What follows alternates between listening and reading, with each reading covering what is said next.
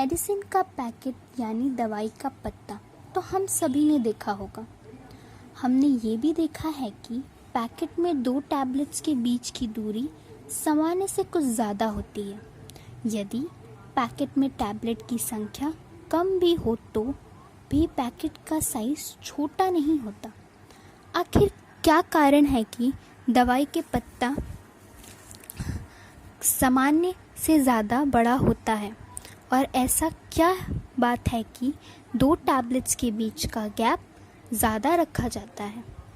आइए समझने की कोशिश करते हैं। दवाई के पैकेट का साइज़ बड़ा क्यों होता है? जय काले, जो कि एक दवाई कंपनी में सीनियर एग्जीक्यूटिव के पद पर काम करते हैं, उनका कहना है कि भारत सरकार की गाइडलाइंस के अनुसार दवाई के हर पैकेट पर कुछ जानकारियों को प्रकाशित करना अनिवार्य होता है। इसमें दवाई के अंदर मौजूद रसायन से लेकर के दवाई बनाने वाली कंपनी की पूरी जानकारी होती है। स्वाभाविक है कि सारी जानकारी छोटे छोटे अक्षरों में छापने पर भी काफ़ी जगह घेर लेती है। इस बात से फ़र्क नहीं पड़ता कि पैकेट के अंदर 1 टैबलेट है या 10, जानकारी पूरी छापनी पड़ती है। इसलिए दवाई के पत्तों का साइज़ बड़ा होता है। 2 टैबलेट्स के बीच में गैप क्यों होता है? इसके पीछे 2 प्रमुख कारण हैं। सबसे पहला तो ये कि भारत सरकार के निर्देशानुसार हर टैबलेट पर उसमें मौजूद रसायन एवं उसकी मैन्युफैक्चरिंग और एक्सपायरी डेट लिखनी ज़रूरी है।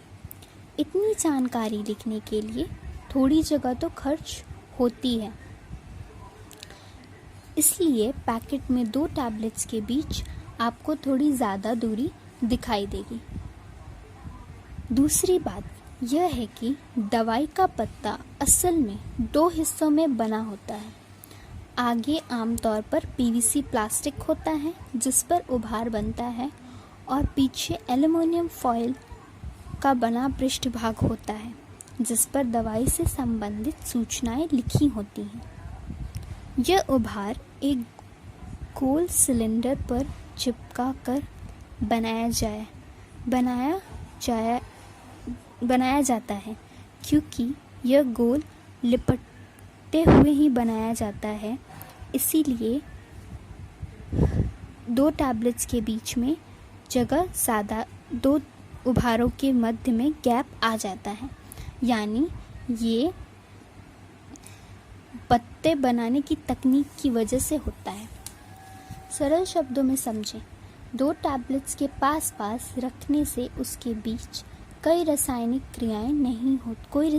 क्रिया नहीं होती, क्योंकि दवाई कंपनियां हर टैबलेट्स के ऊपर एक खास किस्म की कोटिंग करती हैं। टैबलेट्स की कोटिंग उसके अंदर मौजूद रसायन को सुरक्षित करती है। कई मायनों में यह कोटिंग अंदर के मौजूद दवाई को तापमान और प्रदूषण से भी बचाती है। दवाइयों को पैकेट में और निर्धारित गाइडलाइंस का पालन करते हुए सुरक्षित रखना अनिवार्य है। परंतु 2 दवाइयों के बीच की दूरी कितनी होनी चाहिए और ये दूरी दवा के प्रभाव को कम या ज़्यादा तो नहीं करती? इस तरह के प्रश्नों से डरने की ज़रूरत नहीं है।